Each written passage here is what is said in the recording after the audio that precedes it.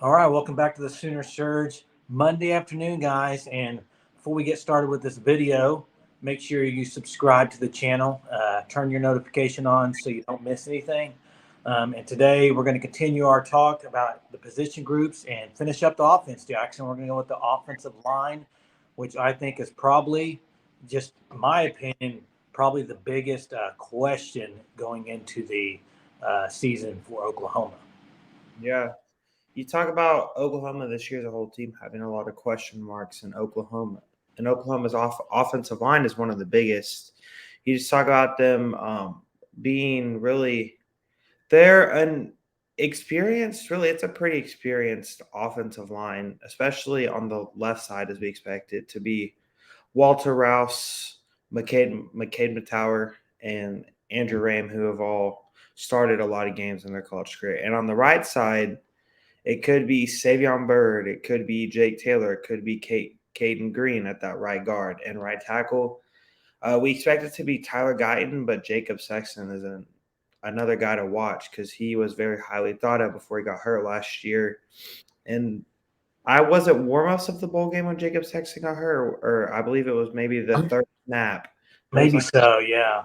But Guyton to me is yeah, the the guy with the talent that's probably going to be the highest draft pick for OU. So I think for sure he's going to be in that right tackle position. Like you said, left tackle. I mean that's pretty much a given, right? And so the one that I would say is you said Matower, um, which I know he's made huge strides. I've heard this year, second year in the system, second year under Schmitty, going to be more physical. But Bird, I don't see how they're going to keep Bird out of the lineup. The Bird looks too good. I mean, he just and we saw him against Florida State when I mean, he was mauling people, and he's to me, I think he's probably the most physical one in that group, don't you? yeah, and he just is so physically imposing. Like when you see that dude, he is. I mean, his arms are defined. His Did you biceps. see the pictures from the O Yeah, line the get he together? has defined arms for a 300-pound offensive guard. That is insane. The dude is scary. Well, and And then Guyton, did you see Guyton's photos yeah, through the legs? I mean, the guy's an athletic freak. He really is for his size. yeah. This offensive line really, it's a pretty athletic offensive line. And I also believe that during the coaches' luncheon, Bill Bedenbaugh said that Walter Rouse is a lot more athletic than what he saw on film at Stanford.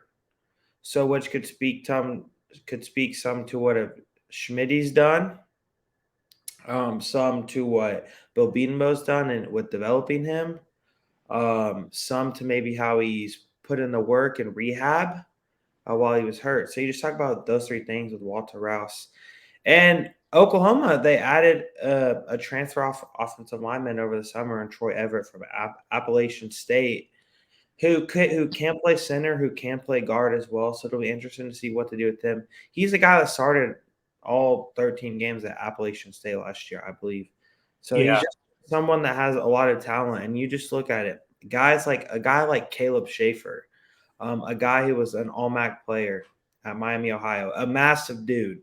Like, Yeah. let's see, they have his weight at 342 pounds. I Yeah. mean, you talk about a massive guy. And then you have Aaron Parks, a guy who just has really never gotten his opportunity, but he wasn't awful in the bowl game against And Florida State.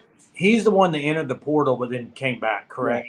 And Yes. so you mentioned the three transfers with Everett, Rouse, and Caleb Schaefer. Out of those, do you expect Rouse to be the guy that plays the most out of those three? Mm, but to me, Troy Everett is a guy I think that can surprise some people. Because I don't see McCade Matower and Savion Byrd having the two jobs locked down. I Oh, think I see Bird having a lockdown. really you do. I do. I see See Bird having it locked down. I just see what the inconsistencies on the field when it comes to playing non-clean football from Savion Byrd. I think that's something he can fix, but if he doesn't get that cleaned up, he's not going to see all the snaps because Bill Beanbo hasn't been afraid to go with experience. I mean, we've seen that. Yeah, he likes experienced guys for sure. And that's what Matauer brings. At least he does have that year under his belt at OU and under Beatembo. So if you had to pick your starting five, Jackson, on the offensive line, who would you pick?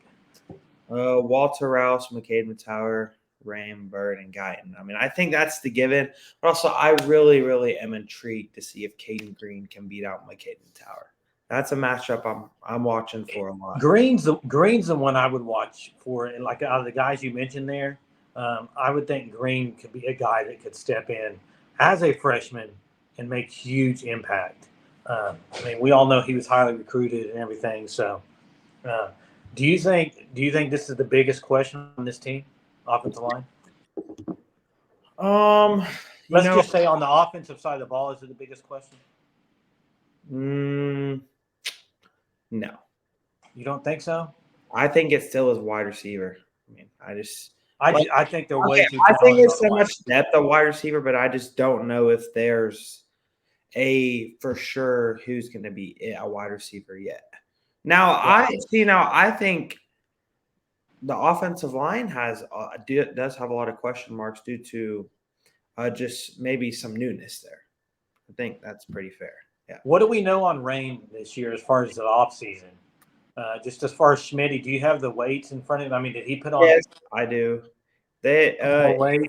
Andrew Rame is at 309 pounds. That seems heavier than he's been. Yeah, I think it is. I think last year I feel like he was playing on like 295. Yeah, I think he was high 290. So, and the good thing about Rame is this is his third year. He's got a lot of experience at the center position. And what you can't have in this offense, and we saw it last year when Rame didn't play. Sometimes with Congle, the snaps were really slow getting back there. And that just throws a lot of the timing off on this offense, especially with Gabriel on the quick hitters and stuff. You just can't have that. So I expect Rame to have a really good year. Actually, I think he'll have a really good year. Yeah, I agree. And I think Andrew Rame is a guy who maybe we thought could have moved to offensive guard this year. Well, when we watched him in high school, Jackson, that's what he always played. That's what he played. So Bill Beatenbow, I think him having his third year, his first year starting was under Riley's system, and he was not strong enough to be at center. He did not have enough weight on. He came in year one under Schmitty. He progressed. I feel like he got hurt last year, right? Yeah, he had some like issues. Yeah. Yeah. And so this year, if he can stay healthy, year two under Schmitty, year two in the Jeff Levy system, which I love the Jeff Levy system because it's more of a zone running scheme and it just allows the offensive lineman to get downhill and block. Yeah. I didn't like so much of what Riley did with all the pulling and the finesse, and I just like the straight power game. So, and I think Rame, I think he can fit that, especially if he made the gains with his muscle. I think that Rame can potentially be an NFL center one day. Well, and you mentioned the Riley system and the Levy system. That was one of the biggest challenges for this team last year is the Levy offense compared to Riley offense in the run game. Just like you said, I remember last year when Schmitty took over, and that was I heard this a lot about the linemen they're not ready for this type of Levy offense with physicality and the way they had to run the ball. It's a different blocking scheme. I know it doesn't matter a whole lot, but it does as far as the muscle and the weight. Under the previous staff and the previous strength staff, no offensive lineman could bench press over 300 pounds. No offensive lineman could bench press over 300 pounds. Now I bet all of them can bench over 300 pounds. So that's just something that it's like a massive shift in how things are going. And a guy that we heard a lot about in the spring was Josh Bates, to just nastiness. Scrappy. We heard him and Savion Byrd maybe got into a couple altercations in the spring. Those are good. I like that. Same. I like that too. Let's get it. Beatenbow is gonna like, especially in the SEC, you're gonna need some nastiness from your offensive line. And I think now I don't expect Josh Bates to play, but we heard in the spring that he did take some first team reps over Rame. He was highly recruited. He's going to be a good player at He OU. was the number one center in the country last He's year. going to be really good at OU. Yeah. And we saw a little bit. I think we saw the most nastiness from the whole season last year was that Florida State game. Oh yeah. So hopefully that's on the horizon as we start the season. I mean, we all know Beatonbo's a heck of a coach. We all know that from game 1 to game 11 or 12, whatever, they get better. We know that. You can look at the past. It happens every year. So I expect this. This is a question for me as far as the line, just because I don't know the 5 they're going to really go with yet. But I do think it can be a strength for this team down the road this season. I think they can make huge strides from last year.